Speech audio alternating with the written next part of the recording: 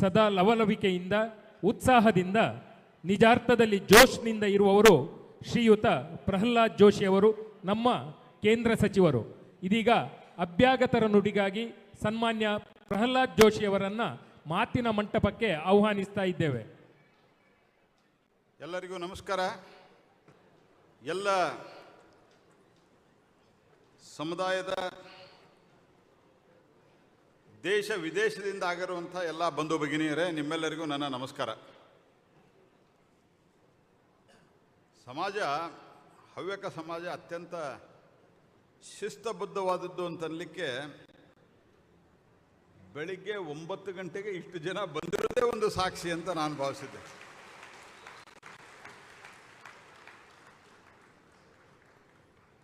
ನನಗೆ ವಿಶ್ವೇಶ್ವರ ಹೆಗಡೆ ಅವರು ದಿಲ್ಲಿಯಲ್ಲಿ ಸದನ ನಡೀತಾ ಇರ್ಬೇಕಾದ್ರೆ ಭಾಳ ಆಗ್ರಹಪೂರ್ವಕವಾಗಿ ಹೇಳಿದರು, 9 ಗಂಟೆಗೆ ಬರಬೇಕು, 9 ಗಂಟೆಗೆ ಬರಬೇಕು. ನಾನು ಹೇಳಿದೆ, ಯಾರು ಬರ್ತಾರ್ರಿ ಅಷ್ಟು ಬೇಗ ಅಂತ. ಆದರೆ ಭಾಳ ಒಂದು ಶಿಸ್ತುಬದ್ಧವಾದ ಮತ್ತು ಸಮಯ ಪ್ರಜ್ಞೆ ಇರುವಂಥ ಸಮಾಜ ಅಂತ ಅನ್ಲಿಕ್ಕೆ ಇವತ್ತಿನ ಕಾರ್ಯಕ್ರಮವೂ ಸಿದ್ಧಗೊಂಡಿದೆ ಅಂತ.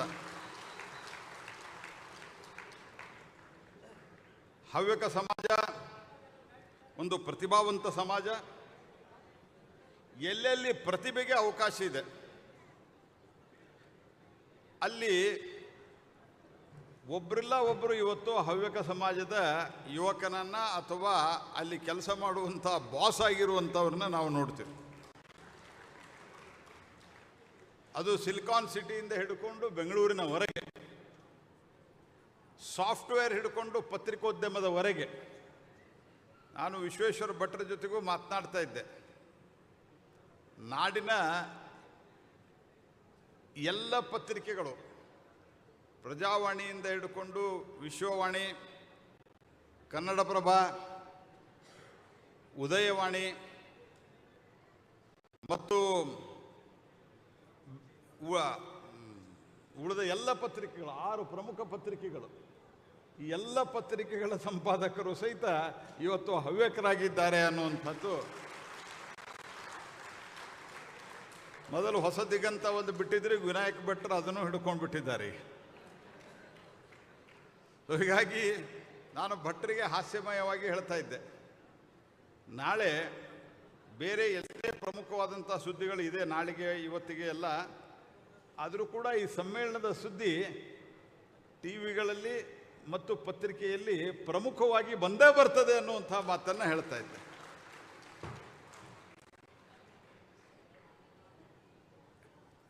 ಐತಿಹಾಸಿಕವಾಗಿ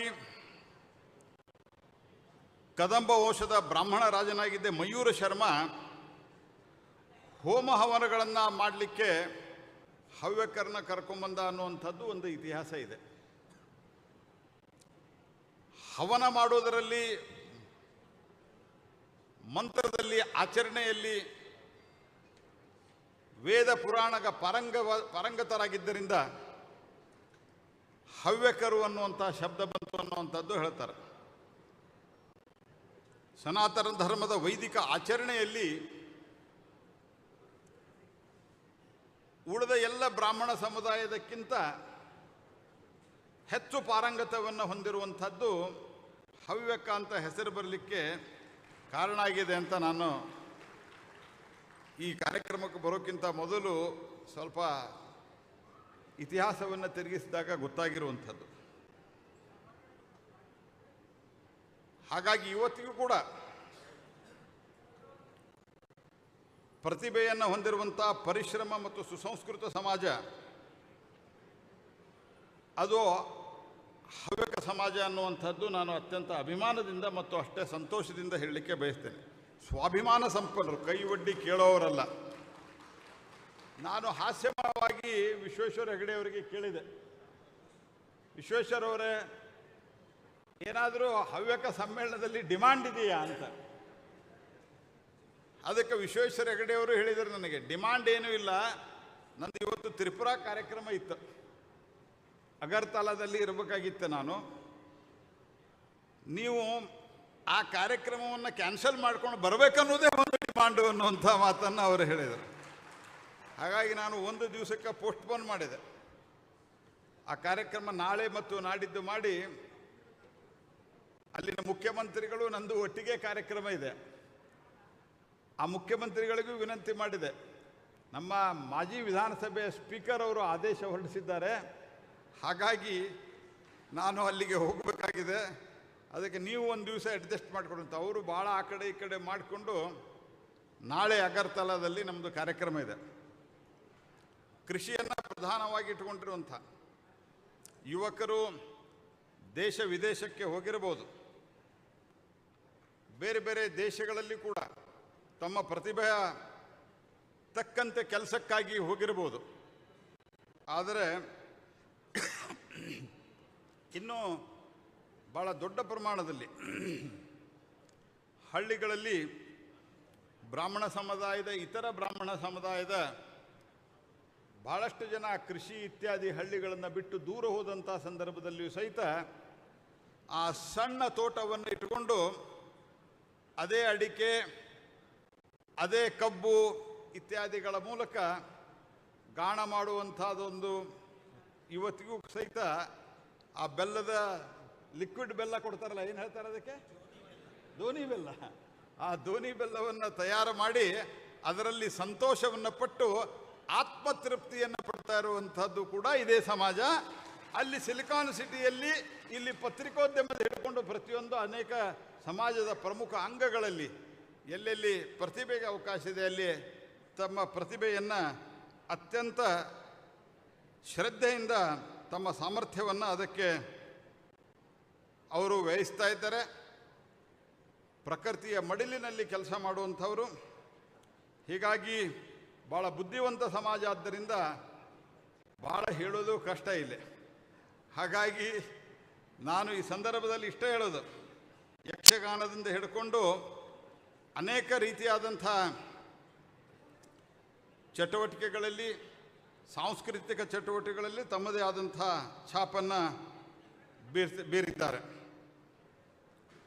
ಸನ್ಮಾನ್ಯ ರಾಮಕೃಷ್ಣ ಹೆಗಡೆಯವರು ತಮ್ಮ ಸಮಾಜದ ಅತ್ಯಂತ ಪ್ರಮುಖ ನಾಯಕರಲ್ಲಿ ಒಬ್ಬರು. ಇವತ್ತಿಗೂ ಕೂಡ ಅವತ್ತಿನ ಸಂದರ್ಭದಲ್ಲಿಯೂ ಕೆಲವೊಂದು ವಿಷಯಗಳ ಬಗ್ಗೆ ನಮ್ಮ ಪಕ್ಷದ ಕೆಲವು ಸೈದ್ಧಾಂತಿಕ ಭಿನ್ನಾಭಿಪ್ರಾಯಗಳು ಇದ್ದು ಮುಂದೆ NDAದ ಜೊತೆಗೆ ಅವರು ಇದ್ದರು.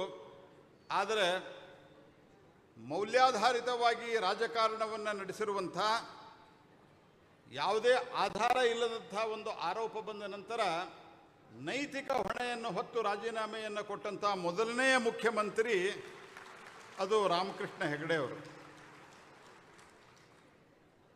ರಾಮಕೃಷ್ಣ ಹೆಗಡೆಯವರು ತಮ್ಮ ಸಾಮರ್ಥ್ಯವನ್ನು ತೋರಿಸಿದರು. ಅದರ ಜೊತೆಗೆ ಸಮಾಜದ ಮುಂದೆ ಆರೋಪ ಬಂದಾಗ ನೈತಿಕತೆಯನ್ನು ಎತ್ತಿ ಹಿಡಿದಂಥ ಒಬ್ಬ ಧೀಮಂತ ರಾಜಕಾರಣಿ. ಅಂಥ ಈ ಕ್ಷೇತ್ರದಲ್ಲಿ ಕೆಲಸವನ್ನು ಮಾಡ್ತಾ ನಾನು ಆರಂಭದಲ್ಲೇ ಹೇಳಿದಂತೆ ಇವತ್ತಿಗೂ ಕೂಡ ಕೃಷಿಯನ್ನು ಮಾಡ್ತಾ ಇರುವಂಥ ಸಮಾಜ. ನಾ ಈ ಸಂದರ್ಭದಲ್ಲಿ ಒಂದು ಮಾತನ್ನು ಹೇಳ್ತೇನೆ. ಭಾಳಷ್ಟು ಸರ್ತೆ ಅಡಿಕೆ ಸಂಬಂಧವಾಗಿ ನೀವು ನನ್ನ ಹತ್ರ ನಿಮ್ಮ ಸಮಾಜದ ಅನೇಕರು ಬರ್ತಿರ್ತಾರೆ. ಅನೇಕ ರೀತಿಯಾದಂಥ ವರದಿಗಳು ಇತ್ಯಾದಿ ಬಂದರೂ ಸಹಿತ ಭಾರತ ಸರ್ಕಾರ ಮತ್ತು ನಾನು ಭಾರತ ಸರ್ಕಾರದ ಒಬ್ಬ ಮಂತ್ರಿಯಾಗಿ ಈ ಅಡಿಕೆಯ ಜೊತೆಗೆ, ಯಾಕಂದರೆ ಅಡಿಕೆ ಕೇವಲ ಎಲೆ ಅಡಿಕೆ ತಿನ್ನೋದು ಅಷ್ಟೇ ಅಲ್ಲ, ಅಡಿಕೆ ಇರಲಾರ್ದೆ ಮದುವೆನೂ ಆಗೋದಿಲ್ಲ, ಅಡಿಕೆ ಇರಲಾರ್ದೆ ಶ್ರಾದ್ದನೂ ಆಗೋದಿಲ್ಲ ಅನ್ನುವಂಥ ಸಂಗತಿಯನ್ನು ಗೊತ್ತಿಟ್ಟುಕೊಂಡು ಇದಕ್ಕೆ ಸಂಬಂಧಿಸಿದಂಥ ಯಾವುದೇ ಸಮಸ್ಯೆ ಬಂದರೂ ನಾವು ನಿಮ್ಮ ಜೊತೆಗೆ ಇರ್ತೇವೆ ಅನ್ನುವಂಥ ಮಾತನ್ನು ಈ ಸಂದರ್ಭದಲ್ಲಿ ನಾನು ಅತ್ಯಂತ ಸ್ಪಷ್ಟವಾಗಿ ಹೇಳಲಿಕ್ಕೆ ಬಯಸ್ತೇನೆ. ಸ್ನೇಹಿತರೆ, ಅದು ಹವ್ಯಕ ಸಮಾಜ ಇರಲಿ, ಒಟ್ಟು ಬ್ರಾಹ್ಮಣ ಸಮಾಜವೇ ಇರಲಿ, ಅಥವಾ ಒಟ್ಟು ಹಿಂದೂ ಸಮಾಜನೇ ಇರಲಿ, ಎಂದಿಗೂ ಸಹಿತ ನಾವು ಕೇವಲ ಜಾತಿಯ ಆಧಾರದ ಮೇಲೆ ನಾವು ಸಮಾಜದಲ್ಲಿ ಗುಣಗಳು ಹೇಗೆ ಇರಲಿ, ಇವತ್ತು ಅನೇಕರು ನಮ್ಮ ಬಗ್ಗೆ ಅನೇಕ ರೀತಿಯಲ್ಲಿ ಮಾತನಾಡ್ತಾರೆ. ಆದರೆ ಸಮಾಜದಲ್ಲಿ ಇಷ್ಟೆಲ್ಲ ಜಾತಿಯ ವ್ಯವಸ್ಥೆಗಳ ಮಧ್ಯೆಯೂ ಕೂಡ ಆ್ಯಸ್ ಇಫ್ ಮೊದಲಿನಿಂದನೂ ಇದೇ ನಡೀತಾ ಇದೆ ಅನ್ನುವ ರೀತಿಯಲ್ಲಿ ನಮ್ಮನ್ನು ಮೊದಲಿಸ್ತಾ ಇದ್ದರೂ ಸಹಿತ ಐತಿಹಾಸಿಕವಾಗಿ ಪಾರಂಪರಿಕವಾಗಿ ನೋಡಿದರೆ ನಮ್ಮ ವ್ಯವಸ್ಥೆಯಲ್ಲಿ ಜಾತಿಗೆ ಮಾತ್ರ ಪ್ರಾಧಾನ್ಯತೆ ಕೊಟ್ಟವರಲ್ಲ ನಾವು. ಬ್ರಹ್ಮ ಅನತಿ ಇತಿ ಬ್ರಾಹ್ಮಣ ಅಂತ ನಂಬಿರಿದವರು ನಾವು. ಅಂದರೆ ಯಾರು ಭಗವಂತನ ಅನ್ವೇಷಣೆಗಳಲ್ಲಿ ಸತತವಾಗಿ ನಿರತರಾಗಿರ್ತಾರ ಅವರು ಬ್ರಾಹ್ಮಣರು ಅಂತ ಹೇಳಿ ನಂಬಿದಂಥ ಜನ ನಾವು. ರಾಮಾಯಣದ ಹೀರೋ ರಾಮ, ಅದರ ನಿರ್ಮಾಪಕ ವಾಲ್ಮೀಕಿ. ಹೀರೋ ರಾಮ, ರಾಮ ಬ್ರಾಹ್ಮಣ ಅಲ್ಲ, ನಿರ್ಮಾಪಕ ಬ್ರಾಹ್ಮಣ ಅಲ್ಲ, ವಿಲನ್ನು ಬ್ರಾಹ್ಮಣ. ಆದರೆ ಅವನು ನಾವು ವಿಲನ್ ಆಗೇ ನೋಡ್ತೀವಿ, ನಾವು ರಾಮನನ್ನೇ ಪೂಜೆ ಮಾಡ್ತೀವಿ. ಇವತ್ತಿಗೂ ಕೂಡ ಕೂತಿರುವಂಥ ಮೂರೂ ಯತಿಗಳು ಸಹಿತ ರಾಮನನ್ನ ಪೂಜೆ ಮಾಡ್ತೀವಿ. ಕೃಷ್ಣ ಬ್ರಾಹ್ಮಣ ಅಲ್ಲ, ವ್ಯಾಸ ಬ್ರಾಹ್ಮಣ ಅಲ್ಲ, ಇನ್ನೂ ಅನೇಕ ಉದಾಹರಣೆಗಳನ್ನು ಆ ರೀತಿಯಲ್ಲಿ ನಾವು ಹೇಳಬಹುದು. ಹಾಗಾಗಿ ಸಾಮಾಜಿಕವಾದಂಥ ಸಾಮರಸ್ಯವನ್ನು ಕಾಪಾಡುವುದರಲ್ಲಿ ಯಾವತ್ತೂ ನಮ್ಮ ಸಮಾಜ, ಹವ್ಯಕ ಸಮಾಜ, ಹಿಂದೂ ಸಮಾಜ, ಬ್ರಾಹ್ಮಣ ಸಮಾಜ ಎತ್ತಿದ ಕೈ. ಹಾಗಾಗಿ ದೇಶದ ಹಿತದ ದೃಷ್ಟಿಯಿಂದ ನಮ್ಮ ಸಮಾಜದ ಸಂಘಟನೆಯ ಜೊತೆಗೆ ಒಟ್ಟು ಹಿಂದೂ ಸಮಾಜವನ್ನು ನಾವು ಒಟ್ಟಿಗೆ ತೆಗೆದುಕೊಂಡು ಹೋಗುವಂಥ ಜವಾಬ್ದಾರಿಯೂ ನಮ್ಮ ಮೇಲಿದೆ ಅಂತ ನಾನು ಭಾವಿಸಿದ್ದೇನೆ. ಯಾಕೆಂದರೆ ಹೀಗಾದರೂ ಮಾಡಿ ಇವತ್ತು ಭಾರತ ಏನೋ ಮುಂದಕ್ಕೆ ಹೋಗ್ತಾ ಇದೆ. ಜಾಗತಿಕ ಮಟ್ಟದಲ್ಲಿ ಭಾರತಕ್ಕೆ ತನ್ನದೇ ಆದಂಥ ಸ್ಥಾನ ಸಿಗ್ತಾ ಇದೆ. ಒಂದು ಕಾಲದಲ್ಲಿ ಫ್ರಾಜೈಲ್ 5 ಅಂತಿದ್ದಂಥ ಎಕಾನಮಿ, ಅಂದರೆ ಯಾವಾಗ ಒಡೆದು ಹೋಗ್ಬೋದಾದಂಥ, ಬಿದ್ದು ಹೋಗ್ಬೋದಾದಂಥ ಆರ್ಥಿಕತೆ ಭಾರತ ಅಂತ ಹೇಳುವಂಥ ಒಂದು ಸ್ಥಿತಿಯಿಂದ ಜಗತ್ತಿನ 5ನೇ ಅತಿ ದೊಡ್ಡ ಆರ್ಥಿಕ ಶಕ್ತಿಯಾಗಿ ಭಾರತ ಇವತ್ತು ಹೊರಹೊಮ್ಮಿದೆ ಸ್ನೇಹಿತರೆ. ಒಂದು ಕಾಲದಲ್ಲಿ ಇಂಪೋರ್ಟನೇ ಅಂತ ಇದ್ದಂಥ ಸಂದರ್ಭವನ್ನು ಬಿಟ್ಟು ಇವತ್ತು ಅದು ಮೊಬೈಲ್ನಿಂದ ಹಿಡ್ಕೊಂಡು ಡಿಫೆನ್ಸ್ವರೆಗೆ ಭಾರತ ಒಂದು ಎಕ್ಸ್ಪೋರ್ಟ್ ಹಬ್ ಆಗಿ ಬೆಳೀತಾ ಇದೆ. We are becoming A export hub. ಒಂದು ಕಾಲದಲ್ಲಿ ಜಗತ್ತಿನ ಫ್ಯಾಕ್ಟ್ರಿ ಯಾವುದು ಅಂತ ಕೇಳಿದರೆ ಅದು ಚೈನಾ ಅಂತ ಹೇಳ್ತಾ ಇದ್ದಂಥ ಸಂದರ್ಭದಿಂದ ಇವತ್ತು ಭಾರತ ಆ ಸ್ಥಾನವನ್ನು ತುಂಬುವಂಥ ಒಂದು ವ್ಯವಸ್ಥೆ ನಿರ್ಮಾಣ ಆಗ್ತಾ ಇದೆ. ನಾನು ಅನೇಕ ಕಡೆ ಬೇರೆ ಬೇರೆ ಕಾರಣದಿಂದ ನಮ್ಮ ಡಿಪಾರ್ಟ್ಮೆಂಟ್ ರಿಲೇಟೆಡ್ ಕಾರಣದಿಂದಾಗಿ ನಾನು ಬೇರೆ ಬೇರೆ ದೇಶಕ್ಕೂ ಹೋಗಿದ್ದೇನೆ. ವಿಶ್ವೇಶ್ವರ ಭಟ್ರಷ್ಟು ಹೋಗಿಲ್ಲ, ಅದು ಬೇರೆ ವಿಷಯ. ಆದರೆ ಈ ಬೈಲ್ಯಾಟ್ರಲಲ್ಲಿ ವಕ್ತಾಗುವಂಥ ಒಂದು ಟಾಕ್ಸ್ ಏನು ಅಂತಂದರೆ, ಇತ್ತೀಚೆಗೆ ಕೂಡ ನಾನು 1 ವರ್ಷದ ಹಿಂದೆ ಆಸ್ಟ್ರೇಲಿಯಾಕ್ಕೆ ಹೋಗಿದ್ದೆ. ಅಲ್ಲಿ ಕೂಡ ಇವತ್ತು ಭಾರತದ ಈ ಬೆಳವಣಿಗೆಯ ಬಗ್ಗೆ, ಭಾರತ ಪೋಸ್ಟ್ ಕೋವಿಡ್ ನಂತರ ಭಾರತ ಕೋವಿಡ್ ನಿಯಂತ್ರಣದ ಜೊತೆಗೆ ಭಾರತದ ಈ ಎಕಾನಮಿಯ ಪುನರುತ್ಥಾನದ ಬಗ್ಗೆ ಅತ್ಯಂತ ಆಸಕ್ತಿಯಿಂದ ಜಗತ್ತು ನೋಡ್ತಾ ಇದೆ. ಹಾಗಾಗಿ ಇವತ್ತು ಒಂದು ಮ್ಯಾನುಫ್ಯಾಕ್ಚರಿಂಗ್ ಹಬ್ ಆಗಿ ಭಾರತ ಬೆಳೀತಾ ಇದೆ. ನಾನು ಸಮಾಜದ ಎಲ್ಲ ಯುವಕರಿಗೆ ಹೇಳೋದಿಷ್ಟೇ, ಭಾಳ ಅಭಿಮಾನದಿಂದ ಪತ್ರಿಕೋದ್ಯಮದ ಹಿಡಿದು ಸಾಫ್ಟ್ವೇರ್ ಅದವರೆಗೆ ಎಲ್ಲದರಲ್ಲಿ ನಾವು ಇದ್ದೀವಿ ಅಂತ ಹೇಳೋದರ ಜೊತೆಗೆ ನಾವು ಒಟ್ಟು ಎಲ್ಲರೂ ಆಲ್ ಪುಟ್ ಟುಗೆದರ್, ನಾ ಹೇಳೋದು ಕೇವಲ ನಾವು ಮತ್ತೊಬ್ಬರು ಕಟ್ಟಿದ ಸಂಸ್ಥೆಯಲ್ಲಿ ಇರೋದಕ್ಕಿಂತ ನಾವು ನಮ್ಮದೇ ಆದಂಥ ಒಂದು ಎಂಟ್ರಪ್ರನರ್ ಆಗಿ ಬಳಸಲಿಕ್ಕೆ ವಿಶೇಷ ಆದ್ಯತೆಯನ್ನು ನಾವು ಕೊಡಬೇಕಾಗಿದೆ ಅಂತ ನಾನು ಭಾವಿಸಿದ್ದೇನೆ. ಜಾಬ್ ಸೀಕರ್ಸ್ ಬದಲಾಗಿ ಜಾಬ್ ಪ್ರೊವೈಡರ್ಸ್ ಆಗಿ ಪರಿವರ್ತನೆ ಹೊಂದಬೇಕು. ಭಾಳ ಅನೇಕರು ಇವತ್ತು ಸಾಫ್ಟ್ವೇರ್ ಉದ್ಯಮದಲ್ಲಿ ತಮ್ಮದೇ ಆದಂಥ ಉದ್ಯಮೆಯನ್ನು ಸ್ಥಾಪಿಸಿದಂಥ ಯುವ ಹವ್ಯಕ ಪ್ರತಿಭೆಗಳು ಭಾಳ ದೊಡ್ಡ ಪ್ರಮಾಣದಲ್ಲಿ ಇದ್ದಾರೆ. ಆದರೆ ಎಲ್ಲ ರಂಗಗಳಲ್ಲಿ ನಾವು ಇದರ ಉಪಯೋಗವನ್ನು ಪಡ್ಕೊಳ್ಬೇಕಾಗಿದೆ. ಇದಕ್ಕೆ ಕಾರಣ ಇಷ್ಟೇ, ನಾನು ಹೇಳೋದು, ಜಗತ್ತಿನಲ್ಲಿ ಕೆಲಸ ಮಾಡುವಂಥ ಕೈಗಳಿಲ್ಲ. ನಾನು ಇತ್ತೀಚೆಗೆ ಜಪಾನ್ಗೆ ಹೋಗಿದ್ದೆ, ಜರ್ಮನಿಗೆ. ಅಲ್ಲಿ ಒಂದು ರಿನ್ಯೂಯಬಲ್ ಎನರ್ಜಿಯ ಸಮಿಟ್ ಇತ್ತು. ಅಲ್ಲಿ ಒಬ್ಬರು ನನಗೆ ಸಿಕ್ಕಿದ್ರು. 2 ದಿವಸದಲ್ಲಿ ಸ್ವಲ್ಪ ಹತ್ತಿರ ಆದರು. ನಾನು ಕೇಳಿದೆ, ನಿಮ್ಮ ಮನೆ ಎಲ್ಲಿದೆ ಅಂತ. ಇಲ್ಲೇ ಪಕ್ಕದಲ್ಲಿದೆ ಅಂತಂದರು. ಭಾರತೀಯರು ಭಾಳ ವರ್ಷಗಳಿಂದ ಅಲ್ಲಿದ್ದಾರೆ. ನಾನು ಕೇಳಿದೆ, ಎಷ್ಟು ದೂರ ಆಗತ್ತೆ? ಇಲ್ಲೇ ಸಮೀಪದೆ, ಆದರೆ ನಿಮ್ಮನ್ನು ಮನೆಗೆ ಕರೆಯೋಕ್ಕಾಗಲ್ಲ ಅಂದ್ರೆ.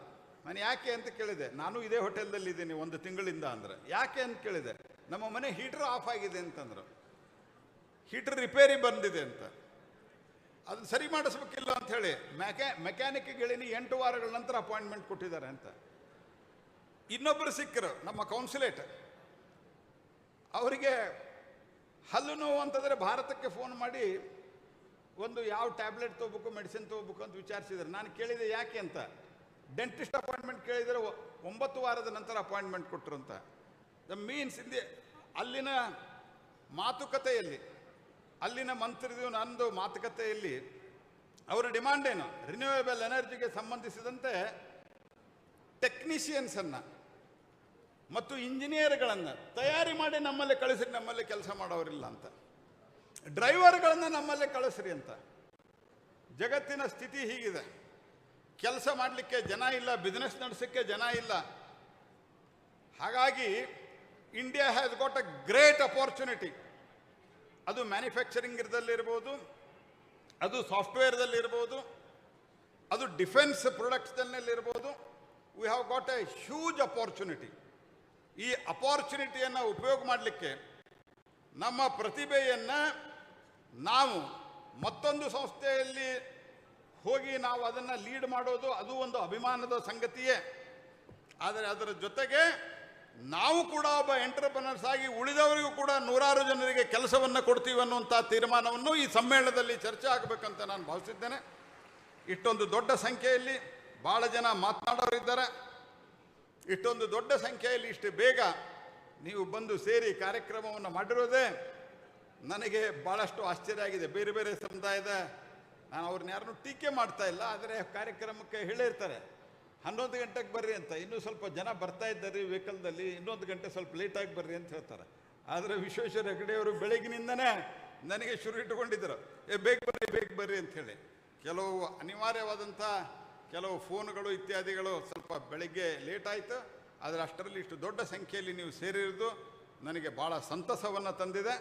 ಹಾಗಾಗಿ ನಿಮ್ಮೆಲ್ಲರಿಗೂ ಈ 3 ದಿವಸದ ಈ ವಿಶ್ವ ಹವ್ಯಕ ಸಮ್ಮೇಳನಕ್ಕೆ ನಾನು ಅತ್ಯಂತ ಸಂತೋಷದಿಂದ ಬಂದಿದ್ದೇನೆ ಮತ್ತು ಅಷ್ಟೇ ರೀತಿಯಾದಂಥ ಶುಭ ಹಾರೈಕೆಗಳನ್ನು ಮಾಡಿ ನನ್ನ ಮಾತಿಗೆ ವಿರಾಮ ಹೇಳ್ತೇನೆ. ತಮ್ಮೆಲ್ಲರಿಗೂ ನಮಸ್ಕಾರ.